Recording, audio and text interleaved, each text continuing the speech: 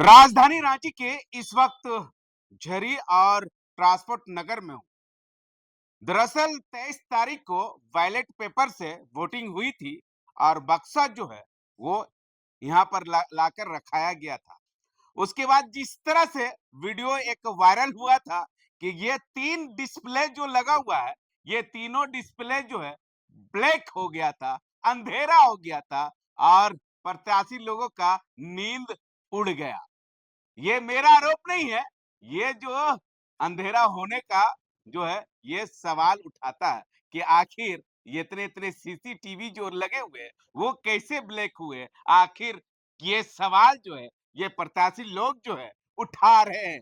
आखिर सवाल क्यों नहीं उठा रहे हैं? ये लाजमी है कि अचानक जो भी ब्लैक हो जाएंगे सभी कमरे का सीसीटीवी तो सवाल तो उठेंगे ना। उसके बाद जिस तरह से बताया जा रहा है ये भी कि बीजेपी के लोग जो भी कर रहे थे, हमारे साथ प्रत्याशी जी आए हैं देखने के लिए, इनसे ही जानने की कोशिश करेंगे। क्या कहेंगे जिस तरह से 3 एलसीडी लगे हुए हैं, कई टीवी कैमरा लगे हुए हैं, अचानक जो है ब्लैक हो गया था और आप लोगों का नींद जो है उड़ गया था। ये सचमुच में एक शोचनीय विषय है और हम लोग को सचमुच में नींद उड़ गया जब रात को लाइव कास्ट चल रहा था और लाइव कास्ट के माध्यम से हमें पता चला कि इतनी व्यवस्था होने के बाद सरकार इतनी जोर जोर से कहती हमारी पुख्ता व्यवस्था है। पुख्ता व्यवस्था, किसी चीज की कोई कमी नहीं है, लाइट कभी नहीं जाएगी, कभी कटेगी नहीं। जब छोटी मोटी कार्यक्रम होती है तो व्यवस्था बड़ी भरपूर रहती है। तो आज पूरे रांची में रांची के वासियों का एक भविष्य की बात है, सभी पार्षद का, हमारे मेयर और डिप्टी मेयर का ये भविष्य की बात है। तो सरकार को इस पर सोचना पड़ेगा, गहन अध्ययन करना पड़ेगा, विचार करना पड़ेगा कि क्या यह भविष्य के साथ में कोई खिलवाड़ तो नहीं हो रहा है। सभी की आकांक्षाएं, उम्मीदें जो लगा रखी है जनता ने, ये जनता के साथ कोई धोखा तो नहीं हो रहा है। इसको देखते हुए हमने जब टेलीकास्ट कल रात को देख रहा था मोबाइल पर, तो हमें भी चिंता हुई कि सचमुच में कोई पक्षपात तो नहीं हो रहा है। ये चुनाव सचमुच में पक्षपात नहीं होने चाहिए। झारखंड के तमाम जनता, ये झारखंड सरकार की जनता है, झारखंड सरकार को चिंता करने की जरूरत है। आज इन्हीं के द्वारा चलाया गया सरकार के नीति निर्धारित पर जनता चलती है, इसकी योजनाओं के लाभ मिलता है।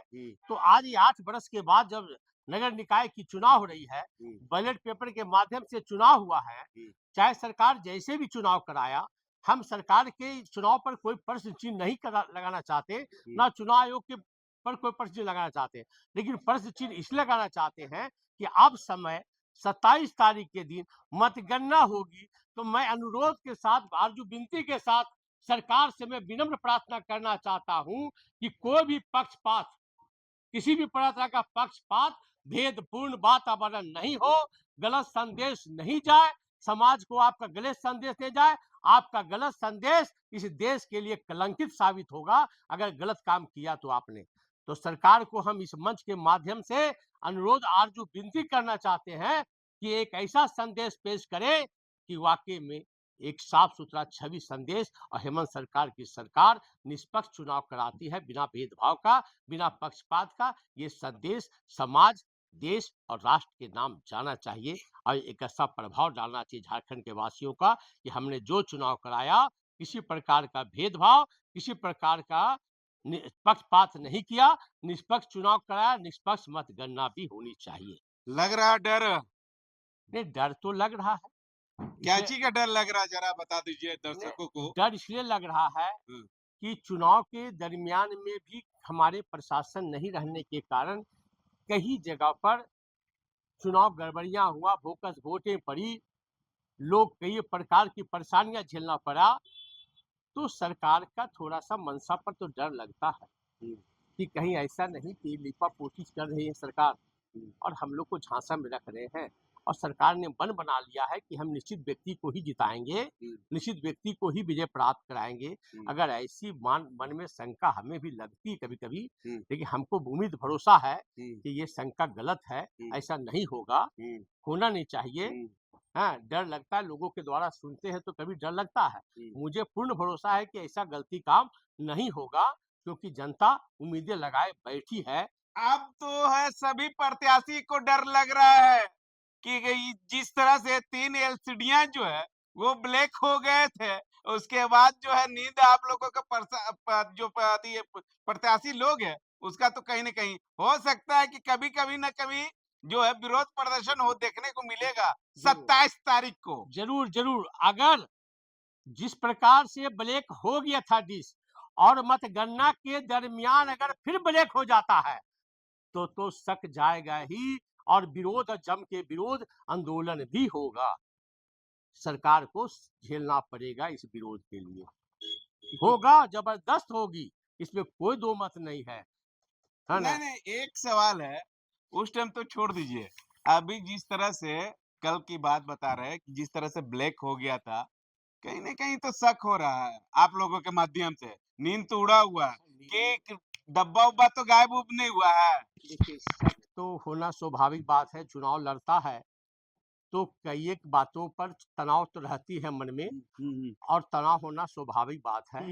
काहे कि आज महीना दिन से मेहनत करके दरवाजे-दरवाजे जाकर के वोट वोट की भीख माँगते हैं कि मुझे वोट दीजिए, मैं काम करूँगा।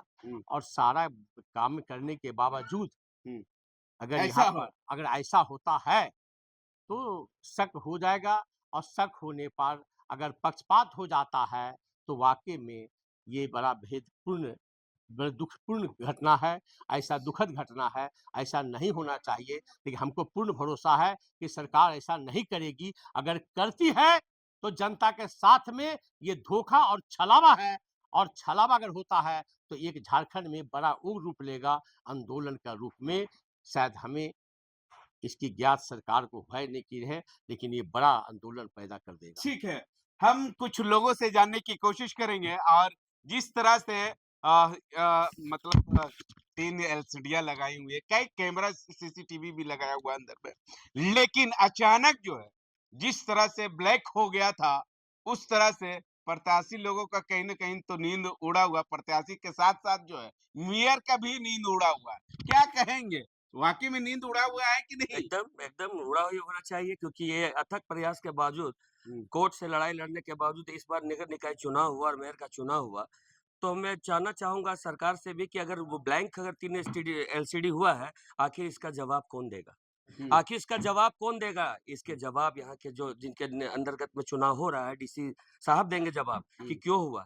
आगे भी हो सकता है, आगे भी हम लोग का ब्लैक हो जाएगा, अंदर में भी 20 का जगह में 25 का बंडल चला जाएगा। कुछ भी आशंका से नहीं किया जा सकता, क्योंकि इस बार का चुनाव सरकार भेदभाव से ही लड़ रही है।